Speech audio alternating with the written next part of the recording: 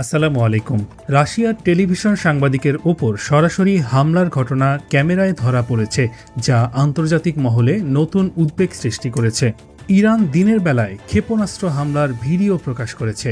ইসরায়েলের গুরুত্বপূর্ণ লক্ষ্যবস্তু যেমন বিমান ঘাঁটি, সামরিক সমাবেশ কেন্দ্র, হাইফার তেল শোধনাগার এবং আকাশে জ্বালানি সরবরাহকারী বিমানকে টার্গেট করা হয়েছে। এছাড়াও যুক্তরাষ্ট্রের পঞ্চম নৌবহরকেও লক্ষ্যবস্তু করা হয়েছে। ইসরায়েলের কেন্দ্রীয় অঞ্চলে ক্ষেপণাস্ত্র আঘাতের স্থানগুলোতে মিডিয়ার প্রবেশের নিষেধাজ্ঞা দেওয়া হয়েছে, ফলে প্রকৃত ক্ষয়ক্ষতির তথ্য এখনও স্পষ্ট নয়। ইরানে হামলার পর কুয়েতের মিনা আল আহমাদি ও মিনা আবদুল্লাহ তেল শোধনাগারে ভয়াবহ অগ্নিকাণ্ড দেখা দিয়েছে। এই দুই স্থাপনায় প্রতিদিন প্রায় ৮ লাখ ব্যারেল তেল উৎপাদন হয়।